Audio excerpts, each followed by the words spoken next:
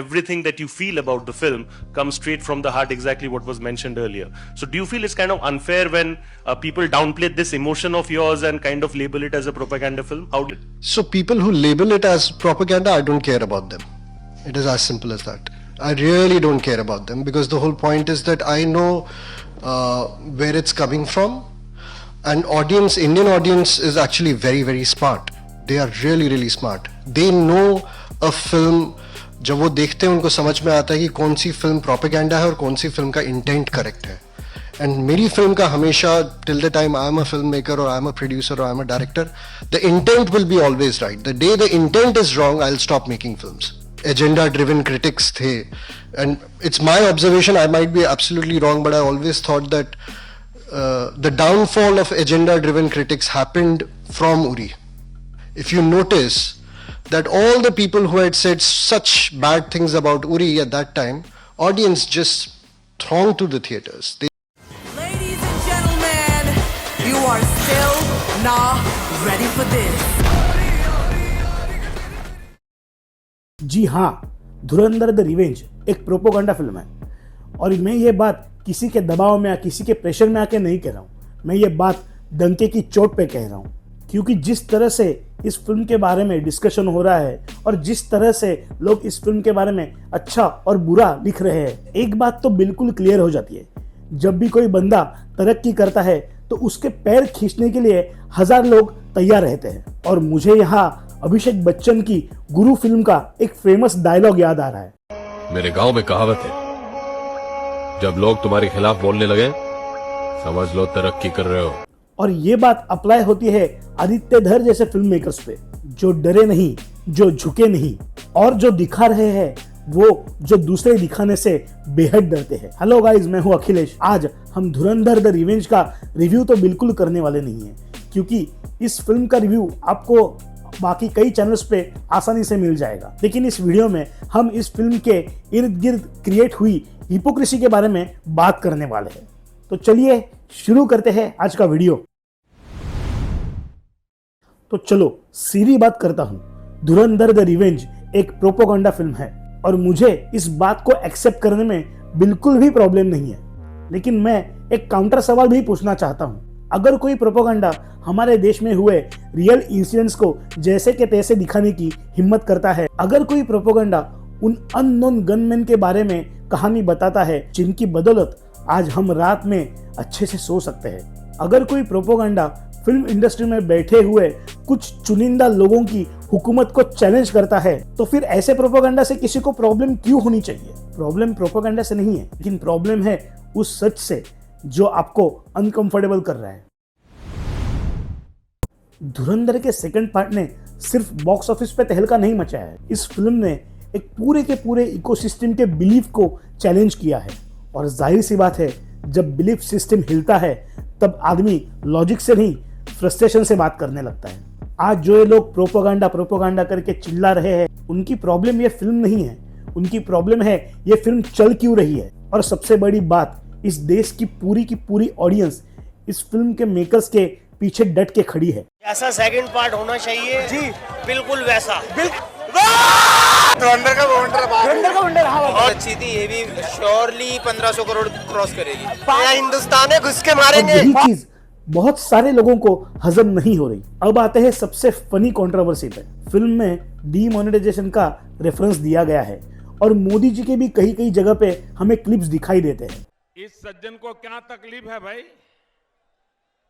क्या तकलीफ है इनको? अरे भाई, एक सिंपल सवाल है, डीमोनेटाइजेशन हुआ था या नहीं? और अगर हुआ था तो उसे दिखाना प्रोपोगंडा कैसे हो सकता है? आपको फैक्ट से प्रॉब्लम नहीं है, आपको उस फैक्ट के एग्जिस्टेंस से प्रॉब्लम है. और सच बात बताऊं तो आजकल मोदी नाम सुन के बहुत लोगों का हाजमा बिल्कुल खराब हो जाता है. अगर आपने धुरंधर के दोनों पार्ट्स ध्यान से देखे हैं तो आपको एक चीज क्लियरली नोटिस होगी. इन दोनों फिल्मों में जो रियल इंसिडेंट्स दिखाए गए हैं वो सिर्फ रेफरेंस के तौर पे, रैंडम रेफरेंस के तौर पे तो बिल्कुल नहीं है. वो जो सारे इंसिडेंट्स है ना, वो उस कहानी का एक इंटीग्रल पार्ट है. पार्ट 1 में 26/11 का अटैक और पार्ट 2 में डीमोनेटाइजेशन. लेकिन नहीं, हमें तो बस एक नैरेटिव बनाना है. ये सब गवर्नमेंट को अपीज करने के लिए डाला गया है. अब थोड़ा अनकंफर्टेबल ट्रूथ सुन लो। धुरंधर ने सिंगल हैंडेडली बॉलीवुड के एक पूरे नेक्सस को हिला डाला है। No heavy promotions, no paid hype, no dependency on multiple languages, और फिर भी फिल्म ने नंबर्स तोड़ दिए हैं। इसका मतलब सिंपल है, अगर प्रोडक्ट में दम है तो ऑडियंस आपको सराखों पर रखती है। और ये बात बॉलीवुड के कुछ गेट कीपर्स को एक्सेप्ट करने में प्रॉब्लम हो रही है। और अगर सबसे बड़ा तमाचा पड़ा है तो वो एलिट क्रिटिक्स के मुंह पे। अनुपमा चोपड़ा को ही देख लो। Dhurandhar is an exhausting, relentless and frenzied espionage thriller propelled by charismatic murderous men, too much testosterone, shrill nationalism and inflammatory anti-Pakistan narratives.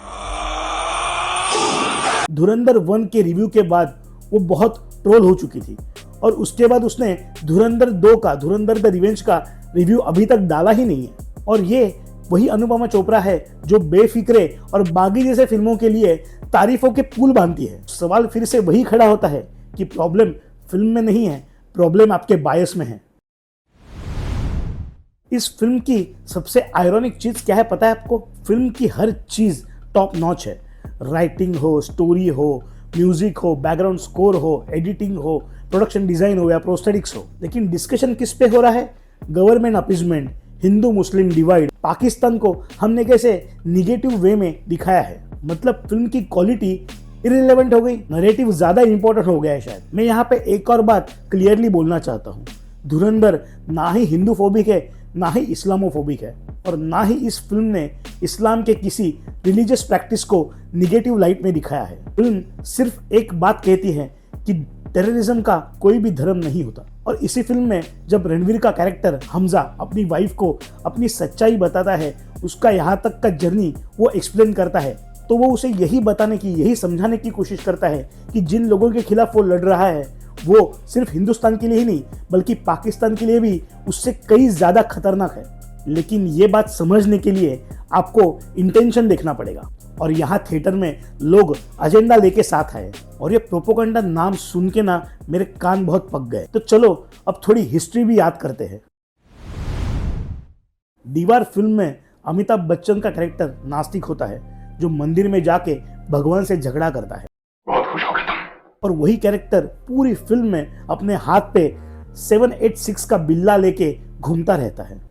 मेरी जेब में मेरा बैज था, बिल्ला नंबर 786। तो इसने तुम्हें बचा लिया। जी हाँ, वेरी लकी। तब किसी को तो कोई प्रॉब्लम नहीं हुई, तब किसी को ये रिलीजियस कॉन्ट्रडिक्शन दिखा नहीं, क्योंकि तब नैरेटिव कंफर्टेबल था।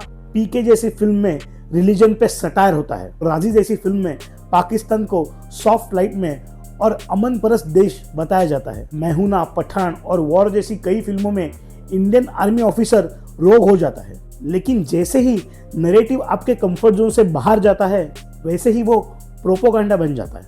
मतलब बात एकदम सीधी है, प्रॉब्लम कंटेंट से नहीं नैरेटिव कंट्रोल से है।